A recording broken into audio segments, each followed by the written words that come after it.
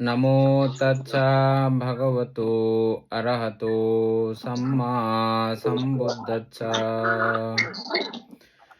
জগৎপূজ্য মহাকারুণিক তথাগত সম্যক সম্বুদ্ধ শ্রীচরণে কৃতজ্ঞ প্রণাম নিবেদন করে পূর্ণপারমিতে অংশগ্রহণকারী সকল উপাসক উপাসিকাগণের নিরোগ দীর্ঘায়ু সুখী জীবন তথা জ্ঞান বিমণ্ডিত জীবন কামনায় শুরু করতে চলেছি আজকের অভিধর্ম চর্চা ক্লাস।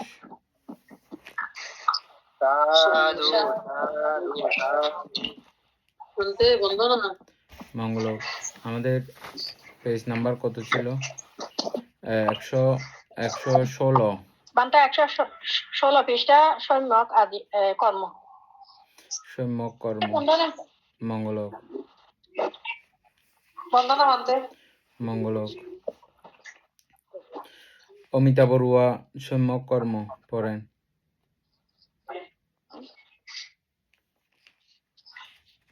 সম্যক কর্ম। সম্মা কর্মান্ত। প্রাণীবধে বিরতি, অদত্ত গ্রহণে বিরতি, বেবিচারে বিরতি। এই ত্রিবিধ কায় দুচরিত্রে চিত্তের অনাসক্তি সম্যক কর্ম। দয়া কর্মে, দান কর্মে ও ব্রহ্মচর্যে রতি।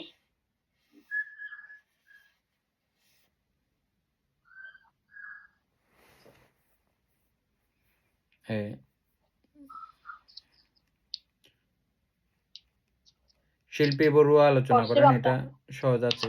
শিল্পী বড়ুয়া আলোচনা করেন, এটা সহজ আছে।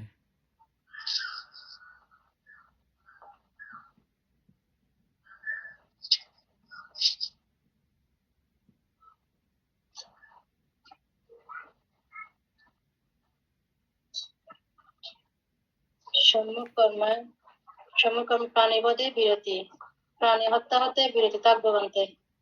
অদত্ত গ্রহণের বিরতি, অন্যের জিনিস না বলে অন্যের জিনিস গ্রহণ করা থেকে বিরতি থাকবো। বেবিচারে বিরতি, বেবিচার মানে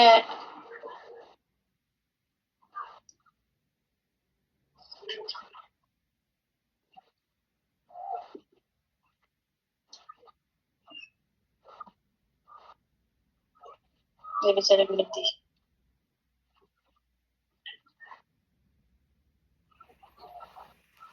এনি আর একটু আলোচনা করো।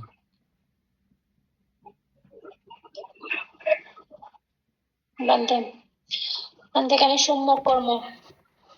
সম্যক কর্ম হচ্ছে যে অর্থাৎ প্রাণীবধের বিরত, অদত্ত গ্রহণের বিরতি, বেবিচারে বিরতি। অর্থাৎ প্রাণীবধ মানে প্রাণী হত্যা থেকে, পঞ্চশীলের প্রথম শীল। অর্থাৎ এটা প্রাণী হত্যা থেকে আমরা বিরতি থাকবো বা বিরত থাকবো, এই শিক্ষাবোধ গ্রহণ করছি যে 1 নাম্বার শীল ওটা। আর অদত্ত গ্রহণের বিরতি মানে অর্থাৎ চুরি করা বা অন্যের বস্তু গ্রহণ করা থেকে বিরতি থাকবো। আর বেবিচারে বিরতি হচ্ছে যে যেটা কামেসু এই শীলটা আছে ওইটা থেকে বিরত থাকবো। অর্থাৎ এই ত্রিবিধ কায় দুশ্চরিত্র চিত্তের অনাসক্তি হচ্ছে সম্যক কর্ম। অর্থাৎ এই ত্রিবিধ কায় হচ্ছে আমরা আমাদের মানে ত্রিবিধ এগুলো আমরা কায়ের দ্বারাই করে থাকি, মানে কায় দুশ্চরিত্রের দ্বারা এগুলো করে থাকি। তো সেজন্য এগুলোর প্রতি কোনো ধরনের কোনো আসক্তি না থাকাই হচ্ছে যে সম্যক কর্ম। অর্থাৎ দয়া কর্মে, দান কর্মে ও ব্রহ্মচর্যের রতি। দয়া কর্মে আর দান কর্মে আর ব্রহ্মচর্যের রতি। দয়া কর্ম বলতে পারে যে সকল জীবের প্রতি দয়াশীল হওয়া কর্ম। আর দান করা হচ্ছে যে দান কর্ম। দানের ক্ষেত্রে শুধু এখানে আসলে এই মানে দানকে যারা অসহায় আছে ওই ক্ষেত্রে তো এটা আসবে না দানটা। অসহায় গরিব বিনম এই দানটা দান দান মানে তো কর্ম মনে হচ্ছে যে দান মানে সব দানগুলোই তো আসবে, দানে আসবে। আর ব্রহ্মচর্যের রতি,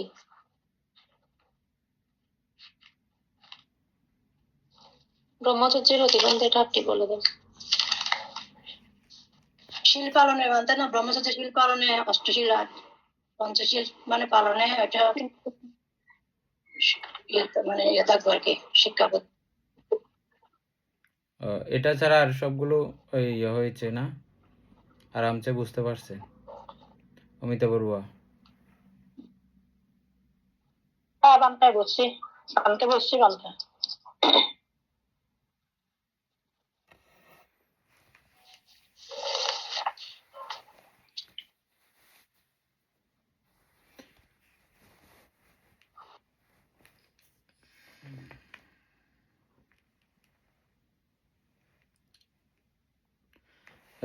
রতি অর্থ হচ্ছে যে ইচ্ছা। ইচ্ছা তো ইচ্ছা বটেই, আমাদের। ইচ্ছাও ঠিক আছে। আহ, খুব আনন্দ উপভোগ করা, এটাতে খুবই প্রসন্নতা উপভোগ করা, এবং এটা করার জন্য সদা সর্বদা উদ্গ্রীব থাকা। আমরা যেমন কোনো মজাদার দৃশ্য দেখার জন্যে, আমাদের রুচিকর দৃশ্য দেখার জন্যে খুবই উৎফুল্ল করে থাকি, এবং খাওয়ার পরেও এটাতে খুবই উৎফুল্লতা অনুভব করি। ঠিক একইরূপ গন্ধ, রস, পঞ্চকামগুণের মধ্যেও যেভাবে আমরা এটাতে উৎফুল্ল, আনন্দিত, আমাদের প্রিয় প্রিয় জিনিসগুলো আর কি, এগুলোতে যেমনটা খাওয়ার সময়ও, খাওয়ার পরেও, খাবার পূর্ব মুহূর্তেও, ব্যবহারের পূর্ব মুহূর্তেও, এগুলো যেমন আমরা ওটাতে খুবই একটা হৃদ নিংড়ানো অবস্থা, খুবই একটা ভালো লাগার একটা চরম অবস্থা। রতি হচ্ছে যে ভালো লাগার একটা চরম অবস্থা, এটাকেই মূলত রতি বলা হয়। ঠিক ওই জায়গাতে আপনি যেমন রুচি অনুভব করতেন, প্রীতি অনুভব করতেন, মজা অনুভব করতেন, ঠিক একই রূপে এই ব্রহ্মচর্য পালনেও আপনি যাতে ওই রকম সুখ অনুভব, মজা অনুভব, প্রীতি অনুভব করতে পারে, ওই রকম অবস্থা এই রতি, ব্রহ্মচর্যের রতি। আর ব্রহ্মচর্য সম্পর্কে আমরা আগে থেকে প্রত্যেকেই মোটামুটি জানি। আব্রহ্মচর্যশীল সম্পর্কে আমরা আলোচনা করেছিলাম। আব্রহ্মচর্যশীল প্রাথমিকভাবে স্ত্রী সহবাস, পুরুষ সহবাস বর্জিত করে, দৈহিক কামসংভোগ বর্জিত করে। এটা ব্যভিচারের থেকে উপরে। ব্যভিচারটা নিজের স্ত্রীর সঙ্গে, নিজের স্বামীর সঙ্গে সহবাস, সহ অবস্থান, এটাকে ব্যভিচার বলা হয় না, কামেসু মিচ্ছাচারা বলা হয় না। আর এটার মধ্যে ভিন্নতা হচ্ছে যে কি, এটা পুরোপুরি স্ত্রী সহবাস, স্ত্রী জাতি সহবাস, পুরুষ সহবাস, পুরুষ জাতি সহবাস থেকে বিরত থাকা, এটা প্রাথমিক ধারায় ব্রহ্মচর্য। আমাদেরকে মূল গোড়াটা হিসাব রাখতে হবে, ব্রহ্মচর্য শব্দের ভূতুৎপত্তি কোথার থেকে হয়েছে, কোত্থেকে হয়েছে, এটা জানা থাকলে পরিষ্কার হয়ে যায় বিষয়টা। এটা ব্রহ্মা থেকেই ব্রহ্মচর্য উৎপন্ন হয়েছে। ওই রিলেটেড, ওই জাতীয় বলে, ওই রকম গুণাবলীতে গুণযুক্ত বিধায় সেই সম্পর্কযুক্ত কিছু কিছু দৃষ্টিকোণ থেকে মনে করেন। তবে বুদ্ধ দৃষ্টিকোণ থেকে ব্রহ্মচর্যের পুরো ব্যাপারটা পুরো সম্পূর্ণ ব্যাপক। কিরকম ব্যাপক? নির্বাণ লাভে সহায়ক প্রত্যেকটা কর্মই, নির্বাণ লাভে সহায়ক প্রত্যেকটা কর্মই হচ্ছে যে ব্রহ্মচর্যের অন্তর্গত। হ্যাঁ, এটা ক্রমান্বয়ে ওই জায়গাতে ছিলাম। তারপরে প্রথমটা হচ্ছে যে কামনা বর্জিত করে অবস্থান করা, কামনা বর্জিত করে অবস্থান করা, বৈরাগ্য জীবনের অনুশীলন করা হচ্ছে যে মূলত ব্রহ্মচর্য। একদম শেষ কথা, বৈরাগ্য জীবনের অনুশীলন করাই হচ্ছে যে ব্রহ্মচর্য। বৈরাগ্য কি? চোখে যেই কামনীয় বিষয় দেখি, ওই কামনীয় বিষয়ে বিরাগী হওয়া, বৈরাগী হওয়া, কানে নাকে এবং ষড়ইন্দ্রিয়ের দ্বারা যেগুলোতে আমরা রাগ উৎপন্ন করি সেই বিষয়ে বিরাগ উৎপন্ন করা, বিরাগ সৃষ্টি করা, এটাই হচ্ছে যে মূলত ব্রহ্মচর্য। যাই হোক, এই ব্রহ্মচর্য আমি পূর্বেই বলেছি এটা সহজ, চিন্তা করলে একেবারে সরলভাবে মেনে নিয়ে ফেললে সবকিছু একদম সহজ। আর এটাকে মানার জন্য মনকে প্রবোধ দেওয়ার জন্য অনেক বিষয় আমাদেরকে জানতে হয়। যেমন এই ত্রিপিটকীয় জ্ঞান, পিটকীয় জ্ঞান আমাদের যদি সংযুক্ত থাকে, ক্রমান্বয়ে এগুলো আমরা এই সমস্ত বিষয় জানি, জানার পর এগুলো মানলেই এই ব্রহ্মচর্য অনুশীলিত হয়। আর সচরাচর আমরা তো আমাদের বাংলা ভারতের মানুষগুলো অত্যন্ত ভালো এই কারণেই বলছি, আমাদের ধর্মভীরুতা আছে, কর্ম এবং কর্মফলের প্রতি বিশ্বাস প্রায় প্রত্যেকেরই আছে। আমাদের বাংলাদেশীয় মানুষের কাছে এটা প্রায় প্রত্যেকেরই আছে, অন্যান্য দেশের মধ্যে এটা নেই। সেজন্য আমাদের বাংলা ভাষাভাষী ভারতের মানুষ, বাংলাদেশের মানুষকে ধর্ম বোঝানো অনেকটা সহজ। কিন্তু এই কর্মফলের প্রতি বিশ্বস্ত না থাকলে বা কর্মফলের ভয়ঙ্করতাতে যদি ভয়দর্শী না হন, তাহলে কিন্তু এগুলো বলা বড়ই কঠিন এবং এগুলো আচরণের মধ্যে নিয়ে আসা একটা মানুষকে এটা বড়ই কঠিন হয়। এই দৃষ্টিকোণ থেকে এটা আমার কালকে না পরশুদিন চিন্তা করলাম। আমরা তো এটাকে খারাপ দিক হিসেবে সবসময় চিন্তা করি, এটার ভালো দিক আছে এটা অন্যান্য জায়গাতে, কিন্তু এগুলো আপনি বুঝাইলেও এখানে তাদের যেহেতু কর্মফলের প্রতি বিশ্বাসটা অনেক দূরে, এটা তারা বিশ্বাস সেভাবে করতে পারে না। তো সে দৃষ্টিকোণ থেকে কিন্তু আমরা অনেক ভালো যে প্রত্যেকটা মানুষকেই এটার তারা বিশ্বাস করে, এভাবে না হোক অন্যভাবে বিশ্বাস করে, ওইভাবে না হোক আরেকভাবে বিশ্বাস করে। কর্মফল বিশ্বাস না করে আমাদের বাংলাদেশীয় মানুষরা নাই, সার্বজনীন কিন্তু এটা কর্মফল বিশ্বাস করাটা, যেটাকে আমরা ধর্মভীরুতা বলি আর কি, ধর্মকে ভয় পাই। আচ্ছা, তাহলে ব্রহ্মচর্য জিনিসটা আমরা আর একটু পরিষ্কার হলো না। তারপরে এখানে দুইটা ভাগে বিভক্ত হয়েছে। একটা হচ্ছে যে বাদ দেওয়ার মধ্য দিয়ে এই সম্যক কর্ম সম্পাদিত হয়। বাদ দেওয়ার মধ্যে কি বাদ দিলে হয়? প্রাণী হত্যা না করলে আপনি বুঝতে হবে যে আপনার সম্যক কর্ম হচ্ছে। অদত্ত গ্রহণ না করলেই আপনি বুঝবেন যে আপনার সম্যক কর্ম হচ্ছে। তারপরে ব্যভিচার না করলেই আপনি সম্যক কর্ম করছেন বলে জানবেন।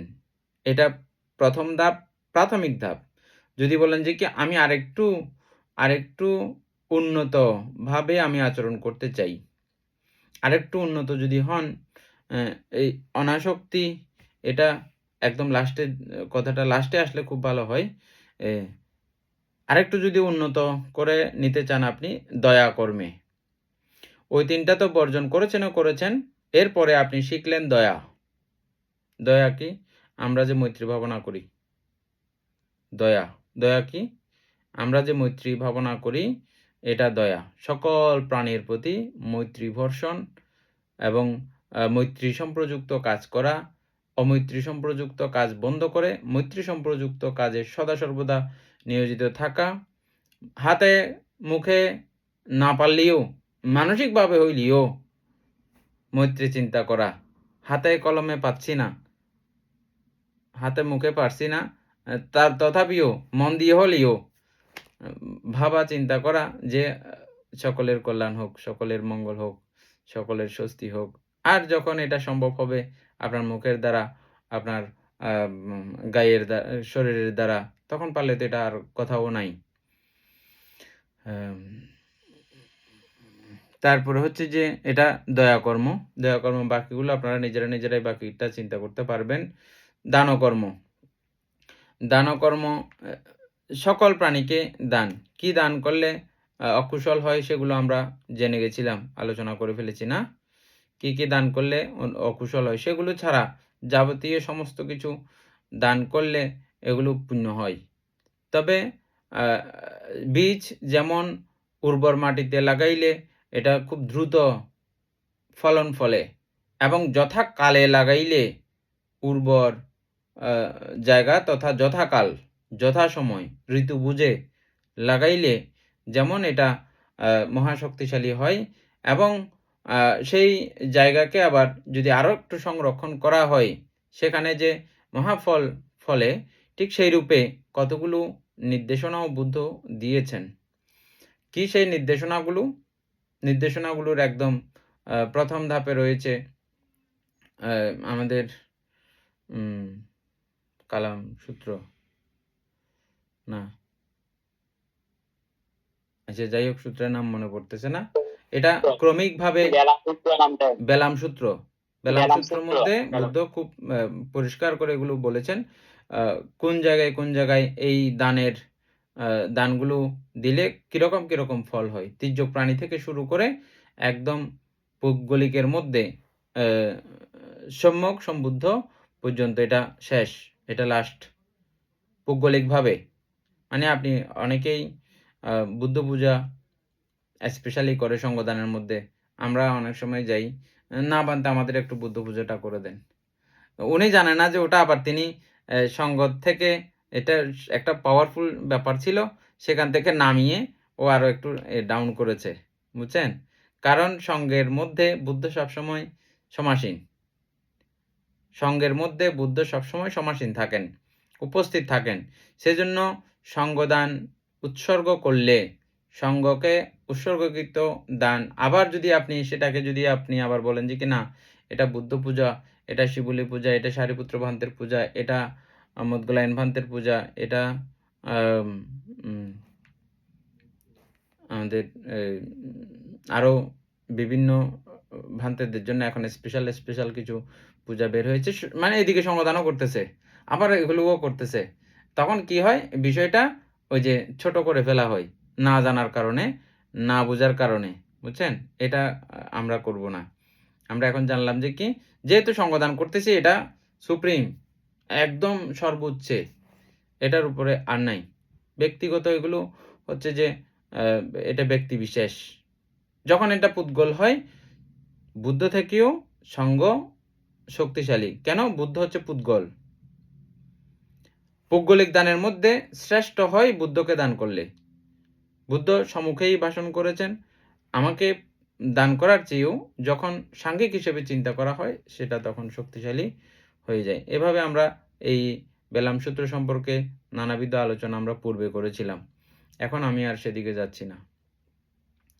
বান্তে, হ্যাঁ বান্তে ওই বুদ্ধ কিন্তু বান্তে ওই সূত্র ভিতরে অন্তর্গত বান্তে ইতিবুদ্ধ বইতে বান্তে উল্লেখ করছে যে বান্তে একটা সূত্রের মধ্যে দানের সূত্র মনে হয় তবে দান সম্বন্ধে যদি আমার মতো অন্য প্রাণীরা অন্য সত্যকে জানতো তাহলে সে দান না দিয়ে কোনোদিন আহার মানে পরিভোগ করবে না।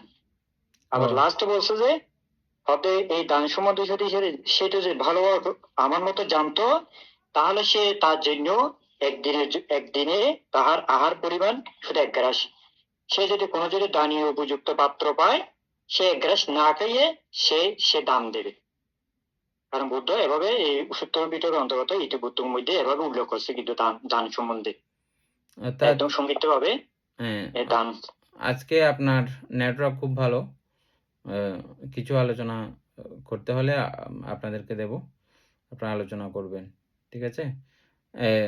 আপনারা নিশ্চয়ই বুঝতে পেরেছেন এই কথাটা আমরা অতীতেও আলোচনা করেছি, আবার একটু আলোচনা করতেছি সেই সেম কথা। যখন বুদ্ধ এরকম করে বলেছেন আমার মতো যদি কেউ দানের ফল সম্পর্কে জানে, দানের মহিমা সম্পর্কে জানে, দানের মহত্বতা সম্পর্কে জানে, তাহলে ওই ব্যক্তি এর পরের দিনের বা সেই দিনের আহার শুধুমাত্র 1 গ্রাস ভাত আছে মাত্র, এটাই 1 গ্রাস এই খাবার মানে মতো আছে, আর নাই। এটা মানে ওই দিনের খাবার এটাই, বুঝা যাচ্ছে? উনি 1 প্লেট ভাত পান নাই, এমনি আমার পেট ভরতে 1 প্লেট লাগবে বা 2 প্লেট লাগবে, কিন্তু ওই দিনের জন্য আমার খাবার সংরক্ষিত আছে যে মাত্র 1 গ্রাস। ওই 1 গ্রাস হয়তোবা তিনি পুরোটা দিয়ে দেবেন, অথবা ভাগ করে হলে অর্ধেক হলেও দেবেন। যদি আমার মতো কেউ দানের ফল সম্পর্কে জানে। বুদ্ধ এমনভাবে ব্যাখ্যা করেছেন। মানে এটা কি পরিমাণ ত্যাগ চিন্তা করেছেন? নিজে না খেয়ে, হয়তো তিনি সেদিন না খাওয়ার কারণে মারাও যেতে পারেন। হ্যাঁ? এরকম অবস্থাতেও তিনি এই দানের প্রতি মহিমান্বিত হয়ে ওইভাবে দান করেন এটা। যাই হোক, আমরা আরো বিভিন্ন জায়গাতে দান প্রসঙ্গে আলোচনা করেছি। এখন আমরা এই পর্যন্তই থাকি, না? তাহলে গুরুভান্তি ওই দিন আলোচনা করেছেন আপনাদের সঙ্গে, আমরা সকলেই শুনেছি। কি কি দান করলে অপরাধ হয়, পুণ্য তো হবেই না, উল্টো অপরাধ হয়, সেগুলো আমরা শ্রবণ করেছি। তাহলে দান কর্মে ওগুলো বাদ দিয়ে উল্টো দান কর্মে যদি আপনি রতি উৎপন্ন করেন, তারপরে ব্রহ্মচার্যে যদি রতি উৎপন্ন করেন, তাহলে এটা আরেক ধাপে গিয়ে ওটা ত্যাগ করেছেন এক, এটা ত্যাগের সঙ্গে এটা আরো সংযুক্ত করেছেন, এগুলো কিন্তু সম্যক কর্ম। হ্যাঁ, তারপরে এবার হচ্ছে যে কি অনাসক্তি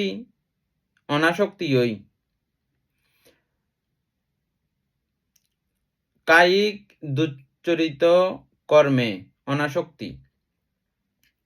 অনাসক্তি জিনিসটা এটা আলোচনা করা দরকার। এটা হচ্ছে যে কিরকম, যেমন আপনি এদিকে এমনি কিছু ইয়া করলেন, এরকম হাত ঘষা দিলেন, তো এখানে প্রাণী বলে কোনো ধারণাও আপনার ছিল না, কিছু ছিল না, বা অনেকেই মশা বসে যেগুলো তাদের ফিলও হয় না, অনুভূতিও হয় না, এমনি হাতটা লাড়া ইয়া করলো যে কি, আরে রক্ত করতে কি রে, ওমা দেখতেছে যে এখানে মশার গুঁড়ো গুঁড়ো ঠ্যাং, আরে মশা তো মরে গেল, বুঝছেন? তো এতে আপনার চিত্ত নাই, আপনি সেখানে অনাসক্ত, আপনি সেখানে ক্রোধী নন, ওই মশা মারার জন্য আপনার কোনো চিত্ত ছিল না, ক্রোধ ছিল না, এইগুলোকে অনাসক্তি বলা হয়। এটা অনাসক্তিতে আমরা বহুভাবেই চিনেছি, এটাকে আরেকভাবে চিনলাম। অনাসক্তি মানে আমার ওটা মারাতে কোনো রকমের আসক্তির ব্যাপার ছিল না, আমার কোনো ওরকম ইচ্ছা শক্তির ব্যাপার ছিল না, বুঝছেন?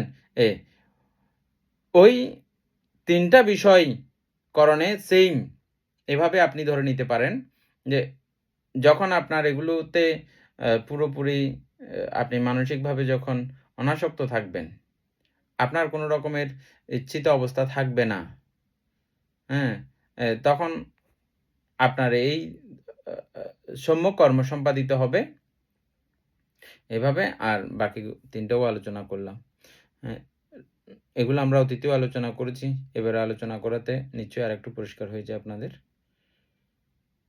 আর তো আলোচনা করার দরকার নাই। উপাসিকা ইন্দ্রা বড়ুয়া আলোচনা করার দরকার আছে? আর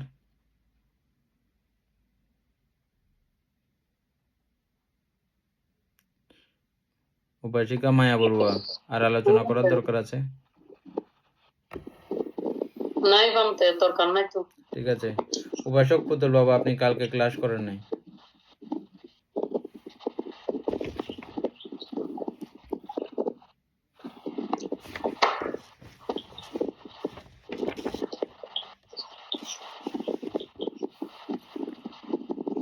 উপাসক পুতুল বাবু পড়েন সম্যক আজীব।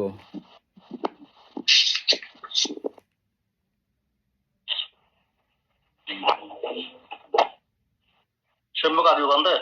হ্যাঁ, সম্যক আজীব সমাজীব মিথ্যা জীবিকায় অনাসক্তি সম্যক আজীব। ইহা জীবিকা অর্জনের জন্য বাক বা কায় দুশ্চরিতে বিরতি, দুশ্চরিত্রের প্রতি চিত্তের বিমুখীভাব বা অনিচ্ছা হইতেই চিত্তে বিরতি উৎপন্ন হয়। দুশ্চরিত অনুযায়ী এই কার্য সম্পাদনের সুযোগ পাইয়াও শ্রদ্ধা গিরি অপত্রপার অনুবলে সে দুশ্চরিতের প্রতি যে বিরতি উৎপন্ন হয় তাহা সমাপ্ত বিরতি। ইহাই এখানে উদ্দিষ্ট। শুধু বর্তমান কালীয় আলম্বন সম্বন্ধে এই বিরতি উৎপন্ন হয়। শীল গ্রহণ কারণে দুশ্চরিত্রের যে বিরতি তাহার সমাধান বিরতি, ইহার আলম্বন বর্তমান ও ভবিষ্যৎ কালীয়। নিরুষয় চিত্তের যে দুশ্চরিত্রের বিরতি তাহা সমুচ্ছেদ বিরতি, ইহা লোকত্ব চিত্তে সম্ভব। ইহা নির্বাণ অবলম্বন সম্ভূত। লোকীয় বিরতির আলম্বন কিন্তু বিরতিযোগ্য বস্তু, যেমন প্রাণীবধে বিরত চিত্তে আলম্বন জীবিতেন্দ্রিয়। উপাসিকা এনি বড়ুয়া আলোচনা করবে, তারপরে বিশুদ্ধাচার। বিশুদ্ধাচার এই পুরো বিষয়টা ভালো করে শুনবেন, শুনে যেগুলো যেগুলো বিষয় ঘাটতি থাকবে এগুলো আপনি একটু আলোচনা করবেন। অবশ্য বিশুদ্ধাচার এনেই শুরু করো।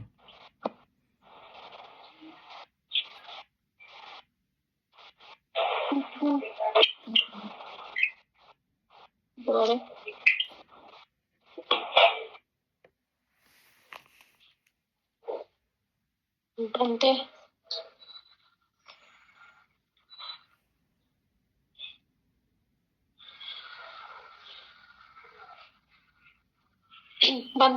বান্তের আলোচনাগুলো আগে তুমি করো, যেগুলো ইয়া থাকবে আরো আলোচনা করা দরকার এগুলো করবে।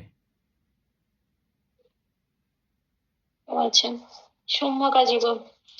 মিথ্যা জীবিকার অনাসক্তি হচ্ছে যে সম্যক আজীব। অর্থাৎ মিথ্যা জীবিকা বলতে আমরা 5 ধরনের মিথ্যা জীবিকার কথা নিই, যে যে জীবিকা আমাদের নিষিদ্ধ, অর্থাৎ 5 প্রকার যে বাণিজ্য হচ্ছে, যে একটা হচ্ছে অস্ত্র বাণিজ্য, বিষ বাণিজ্য, প্রাণী বাণিজ্য, মাংস বাণিজ্য, মদ বাণিজ্য।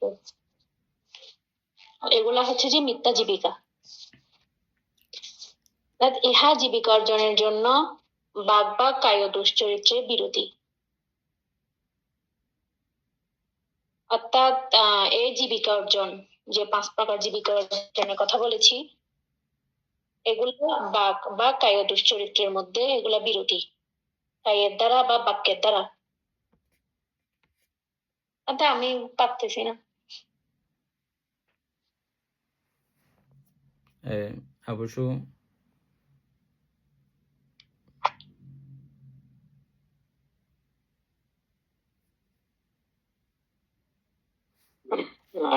বন্দনা বান্তে মঙ্গল সম্যক আজীব, এটা আমরা জানি যে আর্যাষ্টাঙ্গিক মার্গ অর্থাৎ আর্য অষ্টাঙ্গিক মার্গের একটি অঙ্গ এটা, এই যে সম্যক আজীব। এই প্রথম লাইনে দেখছে মিথ্যা জীবিকায় অনাসক্তি সম্যক আজীব। হ্যাঁ, আমাদেরকে বুঝতে হবে যে মিথ্যা জীবিকা কি এবং এই যে সম্যক জীবিকা বা সত্য জীবিকা কি। গৃহীদের জন্য যে উপাসিকা যে বলছে 5 প্রকার বাণিজ্য নিষিদ্ধ, এগুলো হচ্ছে গৃহীদের জন্য। আর ব্রহ্মচারীর জন্য ভগবান বলছে যে এই যে মিথ্যা জীবিকা না করে সম্যক জীবিকায় জীবন ধারণ করা। এখানে সম্যক জীবিকা হচ্ছে এই যে ব্রহ্মচর্যের জন্য, এই যে ভিক্ষাচার্যের উপরে নির্ভরশীল হওয়ার জন্য বলছে, এটা ব্রহ্মচর্যের জন্য। আর গৃহীদের জন্য হচ্ছে এই যে 5 প্রকার বাণিজ্য নিষিদ্ধ। যেহেতু উপাসিকা এগুলোর নাম বলে দিয়েছে, আমি আর বলছি না। দ্বিতীয় লাইন হচ্ছে ইহা জীবিকা অর্জনের জন্য বাগ বা কাই দুচ্চরিতে বিরোধী। হ্যাঁ, এই যে আমরা যে জীবিকা গুলো করি, এই যে 5 প্রকার জীবিকা মিথ্যা জীবিকা বলছে, ওইগুলো আমরা বাক্যের মধ্যেও করতে পারি, আবার কায়ের মাধ্যমে করতে পারি।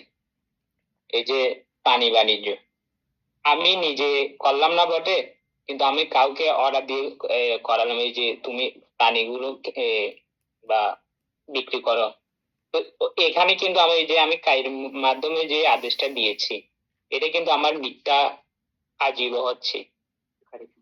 হ্যাঁ, আবার যদি নিজেই করি স্বয়ং, তাহলে এটা আমার যে আমি যে এই যে কায়ের মধ্যে করলাম, এটাই আমার মিথ্যা আজীব হচ্ছে।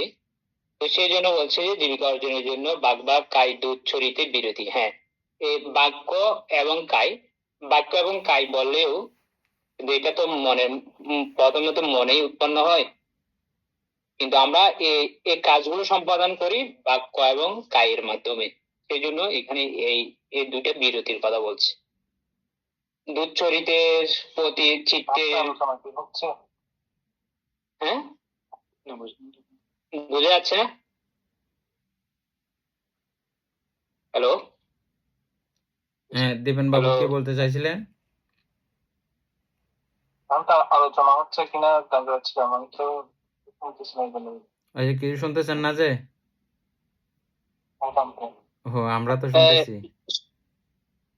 শোনা যাচ্ছে না বান্টে? আমার কম্পিউটারটা আসতেছে না, আপনাদের সবার কম্পিউটারটা আছে। আচ্ছা, না আমরা শুনতেছি তো। হ্যাঁ, আমরা এ, ক্লিয়ার শুনতে দীপেন কেটে আবার একটু ঢুকো। নেটওয়ার্ক আমরা বুঝতে পারছি তো।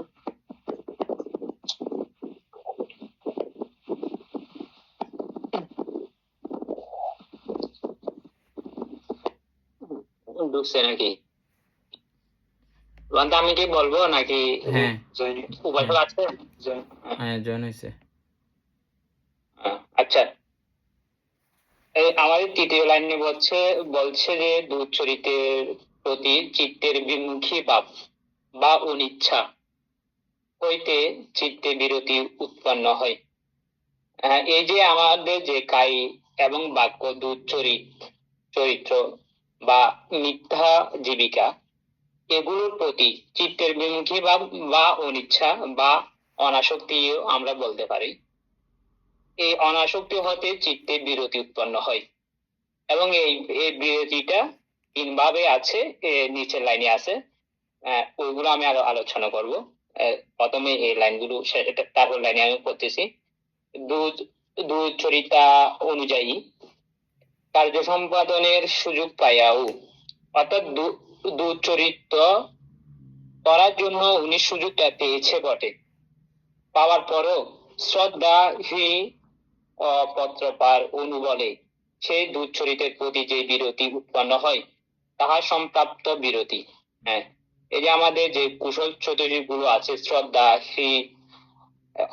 শ্রদ্ধাহী অর্থ এই যে লজ্জা, এবং অপত্রপাত এই যে ভয়, এগুলোর অনুবলে বা এগুলোর প্রভাবে সেই দুধ চরিতের প্রতি যে বিরতি, অর্থাৎ ওই যে কাই এবং বাঘ দুধ চড়িয়ে যে মিথ্যা আজীব, এগুলো করার সুযোগ পেয়েও আমাদের যে কুশল সতীযুগ গুলো আছে, শ্রদ্ধাহী অপত্রপা, এগুলোর অনুবলে বা প্রভাবে যে বিরতি, তাকে বলে সম্প্রাপ্ত বিরতি। হ্যাঁ, সম্প্রাপ্ত বিরতিটা কি একটু বলি। সম্প্রাপ্ত বিরতিটা হচ্ছে এই যে আমরা যে পঞ্চশীল নিই, আমি এই পঞ্চশীল গুলো পালন করবো, এই যে আমরা বান্তের কাছ থেকে নিই বা নিজেও স্বয়ং অধিষ্ঠান করা যায়। এই বর্তমান সময়ে আমি যে পঞ্চশীলটা নিলাম, আমি যতক্ষণ পর্যন্ত এই পঞ্চশীল গুলো রক্ষা করব, এটা হচ্ছে সম্প্রাপ্ত বিরতি। অর্থাৎ এটা আমি নিলাম বটে, কিন্তু আমার আবার এগুলো মানে পঞ্চশীল গুলো ভাঙার চান্স রয়েছে। এই যে আমি প্রাণী হত্যা করবো না, কিন্তু আমি এই যতক্ষণ নিলাম বা আমি যতক্ষণ পঞ্চশীল গুলো পালন করতে পারলাম, ততক্ষণ পর্যন্তই আমার এই সম্প্রাপ্ত বিরতিটা। কিন্তু আমি এই পরবর্তী সময়ে যদি এই পঞ্চশীলে যদি একটা শিল ভেঙে ফেলি, তখন আর আমার এই সম্প্রাপ্ত বিরতিতে থাকবে না। অর্থাৎ এটা হচ্ছে বর্তমান কালীয়। এই যে আচ্ছা, তারপরটা আলোচনা করলে বুঝে যাবে আরো ক্লিয়ার। ইহা এখানে উদ্দিষ্ট শুধু বর্তমান কালীয় আলম্বন সম্বন্ধে এই বিরতি উৎপন্ন হয়। এই যে বলছে শুধু বর্তমান, এই যে আমি পঞ্চশীল নিলাম বা অষ্টশীল নিলাম, যে শিল গুলো আছে আমি সাময়িক ভাবে এগুলো যে যে শিল গুলোর কথা বলছে ওইগুলা থেকে, অর্থাৎ পানি হত্যা থেকে বিরত থাকলাম, চুরি থেকে বিরত থাকলাম, এগুলো আমি যে মানে সাময়িক ভাবে আমি যতক্ষণ পর্যন্ত এই অধিষ্ঠানগুলো বা এই শিক্ষাবোধ গুলো পালন করতে পারো ততক্ষণ পর্যন্ত এই সম্প্রাপ্ত বিরতিটা এটাই। তারপর হচ্ছে শিল গ্রহণ কারণে দুধচরিতে যে বিরতি তাহা সমাধান বিরতি। হ্যাঁ, এখন আমি শিল গ্রহণ করলাম, এটা দুই ভাবে হতে পারে, ব্রহ্মচর্যের ক্ষেত্রে হতে পারে, গৃহীদের ক্ষেত্রে হতে পারে। যারা শিল গ্রহণ করে এবং এই যে চিত্ত বিশুদ্ধ করে, এই যে যারা সমাধি প্রাপ্ত হয়, এই যে প্রথম ধ্যান, দ্বিতীয় ধ্যান, তৃতীয় ধ্যান, এই চতুর্থ ধ্যান হতে মানে এরকম শুরু করে অষ্ট ধ্যান পর্যন্ত, এই অষ্টম ধ্যান পর্যন্ত যদি যিনি লাভ বা উনি প্রথম ধ্যান লাভ করলেন বটে, এই যে এই প্রথম ধ্যান লাভকারী ব্যক্তি এই যে বিরতি, উনার এই বিরতিটা হচ্ছে সমাধান বিরতি। অর্থাৎ উনি এই সমাপত্তি উনার যতক্ষণ থাকবে ততক্ষণ পর্যন্ত উনি এই দুশ্চরিত্র গুলো করবেন না। কিন্তু উনার এই সমাপত্তি যদি কোনো কারণে ভেঙেও যায়, তো উনি আবার করারও চান্স রয়েছে। কিন্তু যদি সমাপত্তি উনি ভেঙে ফেলেন, ওরকম আমরা টিভির অনেক দেখি, কিন্তু উনি আর এই সমাপত্তি যতক্ষণ পর্যন্ত থাকবে, অর্থাৎ উনি যে ধ্যান লাভ করেছেন, উনি এটা যতদিন পর্যন্ত, যত বছর পর্যন্ত স্থায়ী করতে পারেন, ওনার এই যে যত বছর পারেন, এটা হচ্ছে ওনার এই যে সমাধান বিরতি। অর্থাৎ উনি এই শিলগুলো একেবারে নিখুঁত ভাবে পালন করেন, মানে একটাও ভাঙে না, এবং ওনার যে সম্যক আজীব ওটাই কিন্তু পরিশুদ্ধ থাকে। ওইটা গৃহীর ক্ষেত্রেও হতে পারে, একজন ব্রহ্মচারীর ক্ষেত্রেও হতে পারে, একজন গৃহীও কিন্তু সম্পত্তি লাভ করতে পারে এবং একজন ব্রহ্মচারীও পারে। সেই জন্য এই যে সমাপত্তি লাভী ব্যক্তিরা হচ্ছেন বর্তমানে সমাধান বিরতির অন্তর্গত। ওনারা ইহার আলম্বন বর্তমান ও ভবিষ্যৎকালীয়। উনি বর্তমানেও করেন না এবং ভবিষ্যতেই ওনার এই যে সমাপত্তি যত বছর থাকবে, যদি মৃত্যুর আগ পর্যন্ত থাকে, উনি এই যে শিল নিয়েছেন, শিলগুলো অটুট ভাবে পালন করেন এবং ওনার সম্যকাজীও পরিশুদ্ধ থাকে। সেই জন্য এটা হচ্ছে এই যে ভবিষ্যৎকালীয়। এবং যেহেতু উনি সমাপত্তি লাভী, উনি অবশ্যই তো ব্রহ্মলোকে উৎপন্ন হবেন। তারপর হচ্ছে নিরনুষয় চিত্তের যে দুশ্চরিতে যে বিরতি তাহার সমুচ্ছেদ বিরতি। অর্থাৎ নিরনুষয় বলতে যে আমরা অরহতদের বুঝি, যাদের কোনো আসক্তি নেই বা যাদের কোনো তৃষ্ণা নেই, যাদের কোনো অনুসয় নেই, তারা হলেন অরহতকে আমরা বলি যে ওনাদের চিত্তটা অনুসয়। তো ওনাদের যে বিরতি, এটা হচ্ছে সমুচ্ছেদ বিরতি। অর্থাৎ ওনাদের শিলগুলো তো অটুট থাকে এবং সম্যক আজীবত পরিশুদ্ধ থাকে, এবং উনি এই যে শ্রোতাপন্ন হলে আমরা জানি যে এই যে 5টি চিত্ত আর কখনো উৎপন্ন হয় না অকুশলের ক্ষেত্রে। আবার সকিদাগামী হলে আরো কতগুলো চিত্ত ক্ষীণ হয়ে যায়, কিন্তু এটা একেবারে চিত্তগুলো যায় না, ওইগুলোর প্রভাবটা কমে যায় আর কি। কিন্তু অনাগামী হলে আরো কতগুলো চিত্ত আর থাকে না, এই যে ওনাদের ক্রোধ থাকে না। কতটি আমার ঠিক মনে পড়ছে না এখন। হ্যাঁ, সম্ভবত 11টি হতে পারে বা আরো কম হতে পারে, আচ্ছা যাই হোক। এবং অরহত হলে হ্যালো না, এই যে শ্রোতাপন্ন হলে যে 5টি অকুশল চিত্ত থাকে না, এই যে লোভ চিত্তের মধ্যে 4টি এবং যে মোহর ক্ষেত্রে 1টি, এই যে বেসিক ইচ্ছা, তাহলে 5টি শ্রোতাপন্ন হলে এই চিত্তগুলো আর উৎপন্নই হয় না। তার মানে শ্রোতাপন্নের এই যে 5টি যে চিত্ত উৎপন্ন হয় না, ওনাদের ওইটা হচ্ছে কি সমুচ্ছেদ বিরতি, মানে ওই চিত্তগুলো আর কখনো উৎপন্নই হবে না। কিন্তু একজন জ্ঞান লাভের ক্ষেত্রে এই চিত্তগুলো উৎপন্ন হতে পারে, ওনার যদি সমাপত্তি যদি ভেঙে যায় অবশ্যই উৎপন্ন হতে পারে।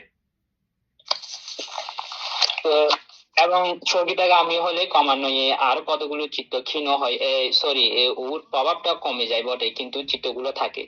এবং অনাগামী হলে চলে যায় কতগুলো 11টি সম্ভবত। আবার অরহত হলে এই যে অকুশল চিত্ত আর একটাও থাকে না, মানে ওইগুলো আর উৎপন্নই হয় না।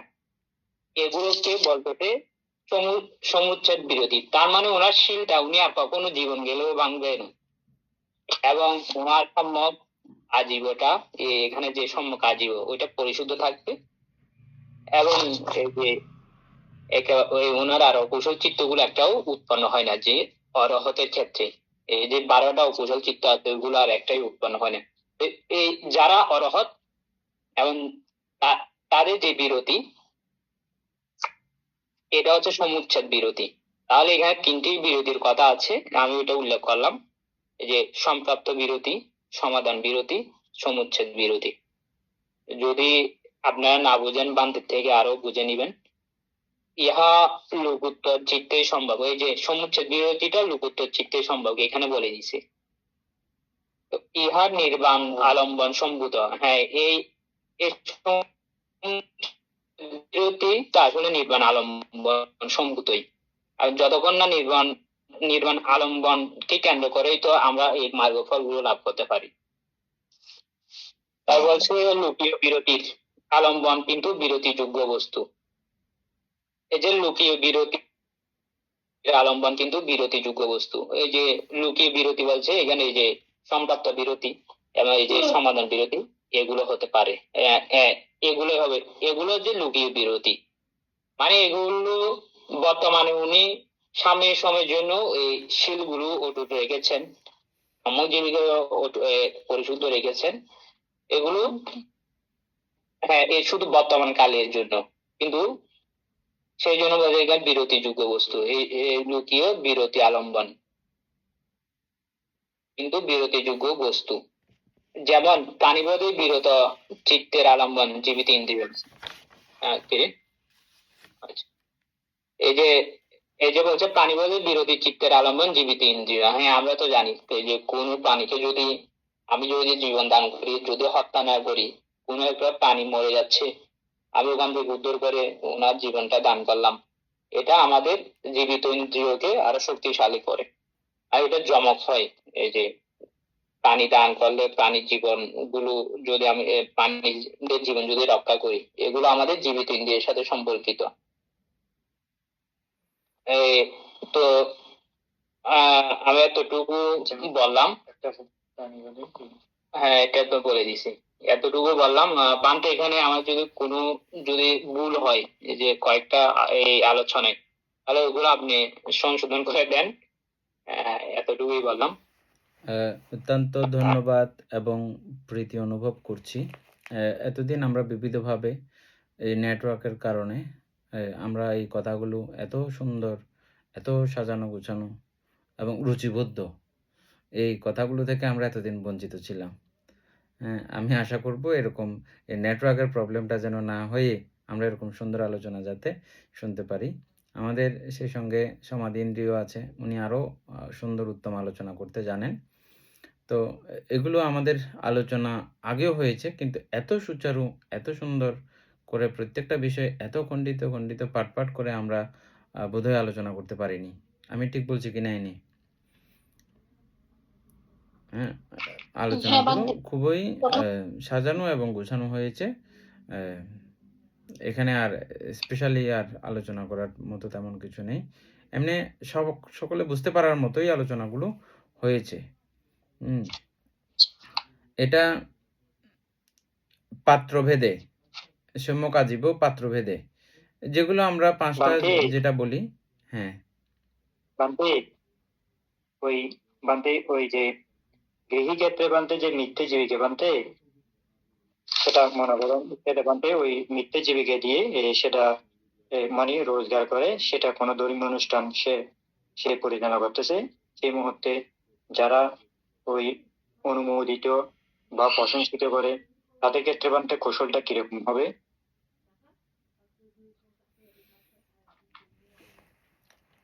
আজীব জিনিসটা কি আসলে? মূল পয়েন্টটা আমাদেরকে উদ্ধার করতে হবে। আমাদের আবশুর কথাতে সবগুলো ফুটে আসছিল। এটা হচ্ছে যে আমার জীবন ধারণ প্রণালী, ওই অনুমোদন বা ওই ব্যাপারগুলো আমার জীবিকা রিলেটেড কিনা। হ্যাঁ, মাঝে মধ্যে কিছু কিছু ব্যাপার আছে শুধু এরা অনুমোদন করেও বাহবা দিয়েও কিছু এরকম উৎপন্ন করে। হ্যাঁ, ওই দৃষ্টিকোণ থেকে এটা আসলে তো এগুলো বিচার্য বিষয়। এবং চিন্তাশীলতার বিষয়। আপনি যেটা বলছেন সেটা নয়, যুক্তি আছে সেটাতেও।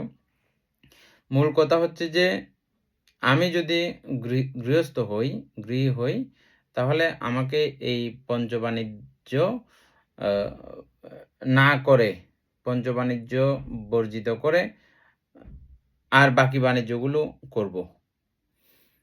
আরও পরিষ্কার করে বলতে গেলে পঞ্চশীলের সঙ্গে সংশ্লিষ্ট পঞ্চশীল ভঙ্গ হয়, এটা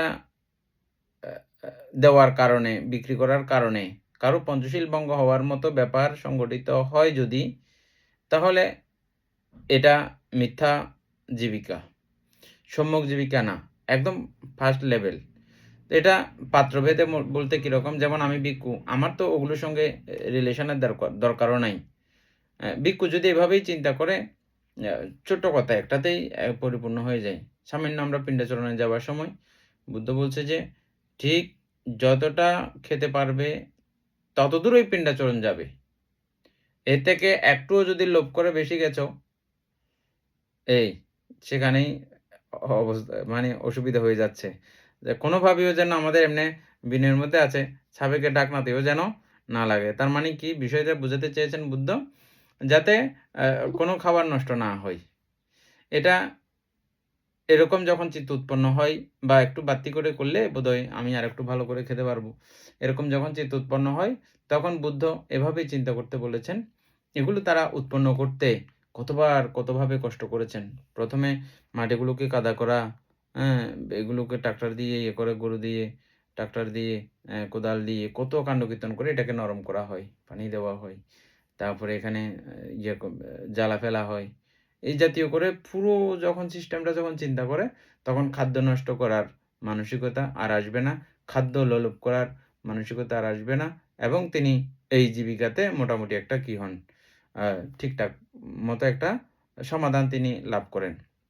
এক কথায় এই ভিক্ষা করতে গিয়েও, ভিক্ষা তো করবই আমরা, ভিক্ষা করতে গিয়েও এখানে বুদ্ধ বলেছেন লোলুপ করে, লোভ চিত্ত উৎপন্ন করে যদি ভিক্ষা করে, তাও এই সম্যক জীবিকা বা সম্যক আজীব এটা নষ্ট হয়ে যায়।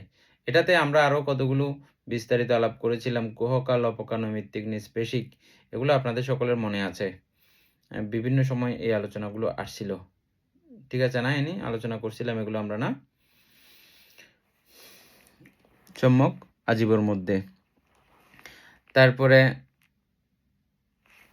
এখানে যে বিরতির কথাগুলো আসলো, এগুলো এখানে খুবই হয়েছে। শীল গ্রহণের কারণে যেগুলো আমরা বর্জন করি, বিরত থাকি, এটা হচ্ছে যে সম্প্রাপ্ত বিরতি। তারপরে এই শীল গ্রহণ গৃহীদের, উপাসক উপাসিকাদের এবং শ্রমণদের এবং ভিক্ষুদের ভেদে সবগুলোই, যে যে জায়গায় যার শীল গ্রহণ করেছে সে জায়গায় ওই শীলগুলোর কারণে যে এগুলো করবে না, ওটাই সম্প্রাপ্ত বিরতি। সমাধান বিরতি হচ্ছে যে যতক্ষণ পর্যন্ত তিনি প্রথম ধ্যান থেকে অষ্ট সমাপত্তি পর্যন্ত যখন তিনি ওই চিত্তে থাকবেন, ততক্ষণ উনি এগুলো করার কোনো রুচি প্রীতি ও উৎপন্ন হয় না। ভেঙে গেলে আবার তিনি করেন। যদি না থাকে, ওই যে নিরনুষয়, এটা করার জন্য ওই হেতু বা কার্যকারণ প্রবাহ যদি তার মধ্যে থাকে, তখন সে আবার করবে যে। তো এটা এই কার্যকারণ প্রণালীর মধ্যে নানানভাবে বিভক্ত আছে। যখন শ্রোতাপত্তি মার্গফল লাভ করলে তখন কিছু কিছু হেতু কার্যকারণ এগুলো ধ্বংস হয়ে যায়, যার জন্য কিছু কিছু চিত্ত আর উৎপন্নই করতে পারে না, উৎপন্নই হয় না, এরকম। তারপরে ঠিক একইভাবে সুকৃতগামী মার্গফল যখন লাভ করে, তখন আরও কিছু চিত্ত করা বন্ধ হয়ে যায়। অনাগামী চিত্ত লাভ করলে আরও কিছু বন্ধ হয়ে যায়। অরহৎ মার্গফলে যখন প্রতিষ্ঠিত হন, তখন একদম সমূলে চিত্ত সন্ততি পুরো অনুসয় মুক্ত হয়ে যায়। কোনো অনুসয়, কোনো প্রকারের অনুসয়, কোনো প্রকারের হেতুসম্ভূত ব্যাপার যেগুলো আবার পুনরায় কর্ম সম্পাদন করাইতে পারে, আবারও সংস্কার উৎপন্ন করাইতে পারে, এরকম কোনো অবস্থা আর পুনরায় বিদ্যমান থাকে না, যার জন্য আর চিত্তই উৎপন্ন হয় না এই জাতীয়। তখন একদম আজীব ওগুলো একেবারে কমপ্লিট পরিপূর্ণ এই সম্যক আজীব। তাহলে একদম এ থেকে জেড পর্যন্ত এখানে আলোচনা চলে আসছে। এখানে যেভাবে আসছে প্রত্যেকটা জায়গায় কিন্তু অতটাও পরিষ্কার করে আসে নাই, কিন্তু সম্যক আজীবের মধ্যে এই ব্যাপারটা পুরো কমপ্লিট হয়েছে। তো এটা আমাদের বিশুদ্ধাচার ভিক্ষু এত সুন্দর করে প্রাণবন্ত করে আলোচনা করেছেন। আমি বিশুদ্ধাচার ভিক্ষুর খুব সমৃদ্ধ জ্ঞানবিমণ্ডিত জীবন কামনা করছি। সেই সঙ্গে আমাদের সমাজেন্দ্রীর আলোচনাও আমরা মাঝে মধ্যে শুনবো। এভাবে নেটওয়ার্কটা ভালো থাকলেই সবচেয়ে মজা আনন্দ লাগবে। বান্তে, হ্যাঁ, উপাসক বলেন। এই প্রাণী ব্যবসা, যদি ধরুন অনেক প্রাণী ব্যবসা করে, মানে সেখানে প্রাণহানিও হয় না, কিন্তু সে সেখান থেকে লাভ কামিয়ে নিচ্ছে, সেটাতে কিভাবে মানে আজীব হয়? কিছু কিছু বইয়ের মধ্যে উল্লেখ আছে, প্রাণী বলতে বিশেষ করে মানে তৎকালীন সময়ের প্রেক্ষাপট চিন্তা করে এই লেখাগুলো কিছু কিছু বইয়ের মধ্যে আসছে। এটা মানুষকেই শুধু নির্দেশ করা হয়েছে বলে মনে করতেছেন, লিখতেছেন। তবে একদম গ্রন্থটা সকলের কাছে যে গ্রহণযোগ্য হয়েছে তেমন না। যেমন গরু পালনের বিষয়টা আমরা দেখতেছি আমাদের বৌদ্ধ শাস্ত্রেও আছে, এবং বিশাখা শ্রোতাপত্তি মার্গফল লাভ করার পরেও ওনাদের এই গৌরস সম্বন্ধীয় ব্যবসাগুলো ওনাদের আছে, এখনো আছে, এগুলো দোষের নয়। তবে আমাদের তো এখন ব্যতিক্রম কিছু ব্যাপার হয়েছে। ওটাকে যখন মানুষে যখন বিভিন্নভাবে খাবার চিন্তা করবে, ওই একটা খাবার একটা নির্দিষ্ট মৌসুম থাকে, ওই প্রাণীগুলো সেই সময়ে সেই প্রাণীর যখন আপনি ঘর থেকে বিদায় দেবেন, বিক্রি করে ফেলবেন বেশি টাকার লোভে, তখন কিন্তু এটা ব্যতিক্রম হয়ে যাচ্ছে। তো এগুলো তো সেভাবে হচ্ছে না জিনিসটা। কারণ অনেক অনেক গোয়ালারাও যেমন দুধ বিক্রি করে ওদের মানে পরিবার পালন করছেন, সেরকম মানে প্রাণী হত্যার কোনো চিন্তাধারা ওদের নেই। না, তো সেই এটাতে জায়গায় প্রাণী এটাতে কোনো ব্যবসা দোষ না। এই জন্য আমি বলছি, গৌকে আমাদের গৃহস্থদের তৎকালীন সময়ের খুব কয়েকটা সম্পত্তির কথা উল্লেখ আছে। এটাকে একটা খুব গুরুত্বপূর্ণ সম্পত্তি বলা হয়েছে, এই গৌ সম্পদ, বুঝছেন? এটা একাধারে বাবার সঙ্গে চাষে সহযোগিতা করে, সেজন্য এটাকে আমাদের পিতৃ সাহায্যকারী বলা হয়, পিতাকে সাহায্যকারী বলা হয়। তারপরে আবার ফসল উৎপন্নতে এই গোবর বলি আমরা, বর মানে গরুর আশীর্বাদ। এটা যেখানেই পড়বে সেখানে অন্তত 2-3 বছর যাবত ওই মাটিটা খুবই রসালো থাকে, এবং সেখানে আপনি যেটাই লাগাবেন সেটাই খুব ভালো সুফল হয়। তো এটাকে গোবর বলা হয়। এজন্য সেদিকেও সে আমাদেরকে সহযোগিতা করতেছে। তারপরে আবার দুধ দান করে, সে আমাদেরকে মাতৃসম স্নেহ দান করে, মাতার মতো করে সে আমাদেরকে আশীর্বাদ করে দুধ দিয়ে। যদিও বা এটা ও দেয় না, আমরা ওর থেকে নিয়ে ফেলতেছি, যদিও বা নিলেও এটাতে অবশ্য তেমন কোনো দোষের নয়। তবে বেশি দুধ থাকলে অনেক সময় এটা হিতে বিপরীত হয়। বাছুরে যদি এতগুলো দুধ খায়, আবার বাছুরেরও স্বাস্থ্য ঠিক থাকে না। ওর থেকে অনেক গরু আছে যে অনেকগুলো দুধ উৎপন্ন হয়, ওগুলো সবগুলো যদি বাছুরে খায়, আবার বাছুরেরও স্বাস্থ্য বিঘ্ন করতে দেখা গেছে এখন যেটা প্রমাণিত হয়। এটা নির্দিষ্ট পরিমাণে দুধগুলো এমনিতেই নিয়ে ফেলতে লাগে বাছুরের জন্য ঠিকঠাক মতো রেখে। যাই হোক, হত্যাজনিত ব্যাপার যখন হয় না, তখন এটাতে দোষবহ নয়, ওরকম দোষবহ হয় না। এটা মানে বিচার্যের উপরে, মানে কিছু বিচার বিবেচনার উপরেও মানে নির্ভর করছে, এই যে প্রাণী মিথ্যা জীবিকা, যেটা প্রাণীর উপরে যেটা ব্যবসা। হ্যাঁ, বান্তে, আহ, যখন আমরা